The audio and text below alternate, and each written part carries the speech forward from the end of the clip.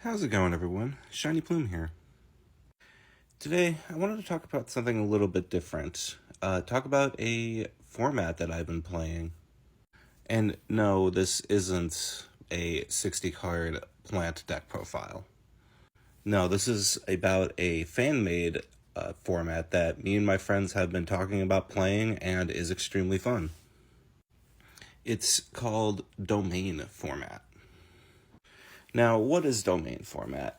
Domain Format is, to put it simply, it's a 4-player singleton format, but it also has what's called a deck master, where you have one monster that is like the centerpiece of your entire deck, and you build the deck around that centerpiece. It's very, very similar to Commander and Magic the Gathering, but it's also Yu-Gi-Oh! As I said, this is not an official format. This is a fan-made format. I will have a link in the description for a video better describing domain format if you're interested. But I could briefly go over some of the key differences between this and modern format. Now, as I said, it's a singleton format, which means that every card is at 1. And yes, there is no ban list to this format. Every single card is legal. And while you might think that, oh, that just leads to a lot of FTKs and things like that, well, there's a few things that balance that. First of all, it's that it's 60 cards, and the game is played with 4 players. It's a free-for-all. So even if you play cards that would enable an FTK, well, you have 2 other players to deal with. And of course, kind of similar to Commander, you have a deck master. And no, it doesn't work like the deck master official Yu-Gi-Oh format, because there's like no counterplay. There's no reason to play your deck master. But rather, your deck master determines your domain. So for example, in this plant deck, my Ragnarok the Evil Seed is my deck master, and its domain is plants, because it's a plant type.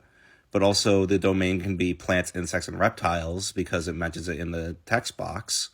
But also it's Ragnarok because that's its archetype, and Earth because that's its attribute. So basically its archetype, attribute, and type usually determines its domain. Which, in other words, means that every single monster I play in the deck has to fit those categories. It has to be either a plant, or it has to be an earth monster, or fit Ragnarok's in some way, whether that be a Ragnarok monster, or it could be one of the types like insect or reptile. And I want to quickly go over some of my experiences with playing domain format, because it is a lot of fun. Now, you might think that, oh, you just want to make a turn 1 combo. No. In fact, a lot of games go into really intense grind games. And part of the reason for that is, again, it's 4 players. So usually in the rules for the 4-player format, the 4th player gets the battle phase first.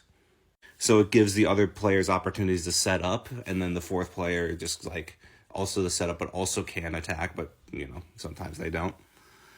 It's to keep things fair and to keep things from going into just FTK territory. Now, there are some simple erratas to some cards. So, like, for example, things that would just do to one opponent, it would change to target opponent, and things that would be that would affect both you and your opponent, it would change to like each player. So, for example, Raigeki, you'd have to target a certain opponent to destroy their monsters, whereas a Dark Hole will destroy all monsters on the field for each of the 4 players. And of course, being a singleton format with no ban list, there's a lot of creativity in your deck building. For example, I could play Fiber Jar and Dandelion, and cards like Giant Trunade, Heavy Storm, and Card of Safe Return. Domain allows for such a high level of creativity when you're building decks. Like, for example, I had a friend of mine who played a dinosaur deck, and their deck master was Tyranno Infinity, so they wanted to banish a lot of dinosaurs to make a big monster. And then, of course, they played stuff like Ultimate Conductor Tyranno and Baby Sarasaurus and all that. But also, the best card in his deck, surprisingly enough, Fairy Box. And you wouldn't expect that to be very good, but Fairy Box is actually kind of insane in a 4-player format. That's part of the other reason I like this format so much. So many things you wouldn't expect to be good, like Jar of Avarice is really good in that format because you are playing for a grind game. You got, obviously you could play Pot of Greed, but Pot of Avarice is usually the better one. And then you also wouldn't expect Life Gain to be very good in a format like this, but it's actually really insane. Because again, it's a 4-player format, and in a 4-player format, you're not always going to be attacked. And you probably want to gain some life points so that you can stay in the game longer. So yeah, I really think that this format is extremely interesting and very fun. And I hope to play it with my friends some more. And if you guys want to see deck profiles for Domain Format, please let me know. But yeah, that's all I have for now. Thank you all for watching. Peace.